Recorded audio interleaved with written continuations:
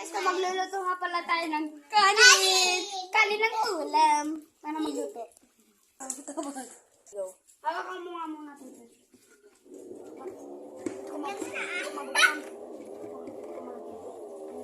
Uy, ano to? Okay na yan? Pinahit na. Isa pa. Masahin yung... Babasahin ko? Oo. Sasabihin mo itong tama na. Sige lang. Pupunayin ko? Sabihin mo itong tama na.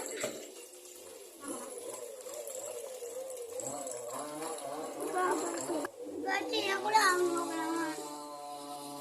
Smoke, ano nga.